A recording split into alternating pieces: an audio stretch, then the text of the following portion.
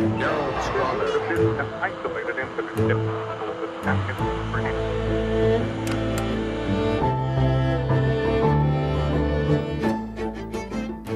So I turned on the TV, and they had a bulletin on it right away that Son of Sam was, got caught. And the whole bar went up in cheers, When it was over, a city shrieked with delirious relief. In discos, lovers' lanes, and police headquarters. I can sleep easier tonight. I really can. The summer night of 1977 did not belong to the young people of New York City. A 24-year-old postal worker named David Berkowitz made it their enemy, confessing he had stalked them for 1 full year in parked cars and on sidewalks. On August 10, 1977, the crowds were ready to lynch him. The so-called Son of Sam left 6 dead, 7 others among the walking wounded, blinding one, paralyzing another, using a .44 caliber bulldog in 8 separate attacks in 3 New York City boroughs. I didn't think he looked anything like what we had imagined. There was all kinds of speculation, a raving lunatic, foaming at the mouth. He said, "You're a Borelli." Joe Borelli received the first Son of Sam letter, a taunt to the people of Queens, delivered at a double murder in the Bronx. A 300-member police task force worked deep into the night, against time, but the shootings continued. A parking ticket finally led detectives to Berkowitz's Yonkers doorstep. Berkowitz told them a barking dog gave the orders to kill. Parents could not accept that.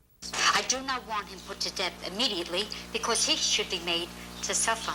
Berkowitz's adoptive father, Nathan, would sob as he apologized to New York City for his son. But 10 years later, parents who watched their children die cannot forgive. Retired bus driver Michael Lauria is one of them. 10 years later, he remains on the same Bronx street where his only daughter, Donna, fell to the 44 bullets. Victim number 1, she was 18. How come I stayed there? Am I going to forget my daughter? By me moving, is that going to make things any better? I walked out of my apartment and the shots went, and by the time I got down, she was dead in the street. My daughter was very, very hopeful in the house. She used to joke around a lot. You know, you miss things like this. I want him. I want him. Do what my family and I have been going through, I want his family to go through. I was shot in the top of the head, right here, and there was a plate inserted. 31-year-old Carl De Niro was shooting victim number 3, ambushed in a Volkswagen on a street in Flushing, Queens. He spent 8 months recovering, suffering severe headaches and nervous tics. But 10 years later, he still lives in Queens and looks back on his notoriety with amusement. What would people say? Well, they'd walk over to a girl and say, "See that guy over there? He was shot by Son of Sam." "Oh, yeah?" And they'd say, "Well, you know, he's my friend." And then he'd introduce himself. Do you ever think about Berkowitz? I always wanted to talk to him and basically why, give me the real scoop. And now it's almost like I'd be afraid to even. De Niro still has dozens of newspapers stashed away in a cardboard box from the year 1977. The headline on top quotes Berkowitz's warning of more sons. Now, in 1987, the mother of murder victim Stacy Moskowitz, the last one to die, the only blonde, believes what Berkowitz said then, that he had accomplices. David Berkowitz, no. He did not kill my daughter. They were the many faces of Sam, police sketches of a man described as a lone demented killer. The faces never looked the same. On August 10, 1977, this man took credit for the 8 attacks that set New York City in a frenzy. The count was 6 young people dead, 7 others wounded. At the end of the case, people kissed policemen in uniform. There was a great relief to the people themselves. But Queens District Attorney John Santucci was not relieved. 10 years later, his Son of Sam file remains open but inactive. The subject makes him uncomfortable. You think Berkowitz acted alone? We didn't think so. The muted reply, "We didn't think so then, we don't think so now." The police wanted one lone demented killer. The group went along with it. That group, according to investigative reporter Maury Terry, was a satanic cult operating in Westchester County, holding rituals in a park bunker near Berkowitz's Yonkers home. After 10 years of research, Terry maintains in a new book, Berkowitz took the entire fall for the cult after his car received the parking ticket at the murder scene of Stacy Moskowitz, a mistake that led detectives straight to him.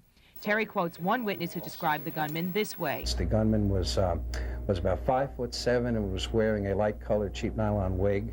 Plus, the shooter was seen fleeing through the park, opposite where the shooting occurred, getting into a yellow Volkswagen, was seen by other witnesses as it sped up the block.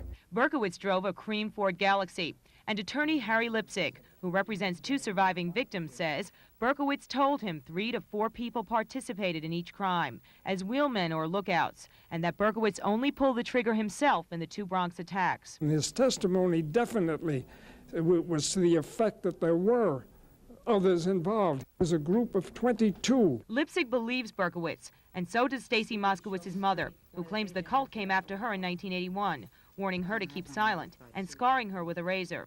There are some people who may say, you tried to take your life 3 times with pills. Perhaps you tried it with a razor another time. What do you say to them? Look at me. Do I really need this type of attention to have to cut myself up? I don't think I'm that ugly. We looked into cult activities. We looked into a variety of things. I began that case with the very first homicide that he committed. And he told me how he got to the scene, what he saw at the scene, and how he left. And he followed each case with the next case and the next case and the next case to the end. Yet Maury Terry points out the famous letter to Daily News columnist Jimmy Breslin, where the killer mentions his aliases. One, the 22 Disciples of Hell. Another, John Wheaties. John Wheaties was in fact John Carr, who was the real-life son of Sam. The famous Sam lived in the shadow of Berkowitz's apartment and complained the young postal worker had shot his dog Harvey. Within a year after Berkowitz pleaded guilty, both of Sam Carr's sons were dead, John from a rifle blast in North Dakota. His friends told the author Berkowitz had visited there, and both men bought .44 calibers in Houston. Terry believes the other son, Michael, a graphic artist, wrote the famous letters. Well, every agency that was involved at the time tried to make connections between the Carr brothers, if you will, and the son of Sam. No connection legally was ever made. Terry claims the cult is still operating nationwide, tying it to the murder of Long Island producer Roy Radin, with connections to convicted killer Charles Manson. Terry even tries to link the disappearance of 3 Long Island teenagers in 1985 to the group. Nassau County District Attorney Dennis Dillon listened, but did not accept it. They did find some pallets, wooden pallets in that area that had satanic markings on them. It could have been something just copied off a record album, you know, because some of these satanic emblems are found on record albums. The fact is, the New York City killing stopped after the arrest of David Berkowitz. Terry claims the cult got tired of its game. But the so-called official Son of Sam story, based on police transcripts, points out Berkowitz had intimate knowledge of each shooting, even remembering what brand of soda Robert Violante was drinking before the last attack.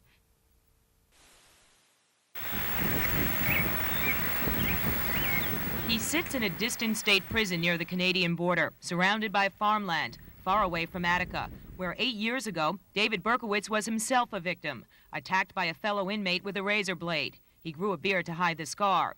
In 1980, he finally spoke of his victims. I suppose I do owe him something. Of course, nothing I can do could be undone. I don't deserve sympathy or anything. I don't want it. I just have a debt to pay, and as a man, I have to pay it, that's all. You would think his story would be a natural for the movies. The mass murderer of 6 young people who stalked lovers' lanes and told police a 6,000-year-old man gave commands through a dog. Parents of dead children demanded the death penalty. But I want that man dead. He's not even a man, he's a pig. He's just a pig. He's a pig animal. My daughter was 18 years old, and that's what he took out of my heart, 18 years. Only one TV movie was ever made, focusing on a detective in the case. Berkowitz was portrayed this way. He wouldn't let me sleep at night. Bark, bark, bark, bark, bark. Not everyone bought the demon story. One psychiatrist wrote Berkowitz was sane. Oh, yes, I think in part he made it up and all. Dr. Abrahamson claimed Berkowitz killed women in part to retaliate against the mother who gave him up for adoption. The .44 caliber killer held his Attica press conference to denounce another book that claimed he had attacked others before the Son of Sam case. I had done enough harm without having to more than double the body count in order to make the book sell. The case of David Berkowitz inspired a Son of Sam law, which states no criminal can benefit monetarily from his crimes. Berkowitz agreed all book and movie money should be turned over to a victims fund. But the movie deal fell through, and the estimated $20 million in compensation never materialized. The whole fund involved is about $110,000. 30-year-old Robert Violante, who was blinded in the last attack that killed Stacy Moskowitz, would like to see a feature film made so people can understand the horrible impact Berkowitz had on victims' lives and their right to be compensated. He remembers that night. I couldn't see anything because I was totally covered with blood. My eyes were totally bleeding. And I just heard the noise, the moaning, and I realized she was still alive. I was told that later on, much later on, that they had expected me to die and Stacy to live. Unfortunately for Stacy, it was just the other way around. And I'm very grateful that I was spared, because I believe in destiny and I believe that my time wasn't up. Thank God, though, for the post office. They gave him a lovely job, and he's happy with it. Mm-hmm. But as far as his life, Mary, it's going on, babe. That's it. Robert Violante is entitled to 25% of a very small pot that 15 people are dipping into, including attorneys. Other families are upset about books that were written, including a Jimmy Breslin novel about the case. He had breakfast at my table, and he turned around and he wrote this book with these kids, and he made every one of them look like a bunch of tramps. Nisa Moskowitz does not expect any money and has spent these past years volunteering for a Brooklyn Leukemia Society. She herself fell victim to stomach cancer 4 years ago. She still remembers soothing her daughter Stacy before she lost a 39-hour fight for life. I kissed her. She says, Mommy, I have a very bad headache. I said, it'll go away. And she held my hand. I lost a part of my life. I gave life to this child, and it was snuffed out for no reason. While his victims relive a haunting anniversary, David Berkowitz spends his prison time taking architecture courses and working out in the prison gym. He gave up smoking and cut out contact with reporters years ago. His father told me David realizes what he did wrong. Berkowitz is eligible for parole in 2002. Perhaps by then his story will be told on film. But for some people, it's a story they'd rather forget. The address on Berkowitz's old apartment building has now been officially changed from 35 to number 42 Pine Street. It's now gone co-op. And Son of Sam's old studio just sold for $58,000, a sign of the times in 1987. In Yonkers, I'm Mary Murphy, Channel 2 News. Gerald Strong, an isolated incident,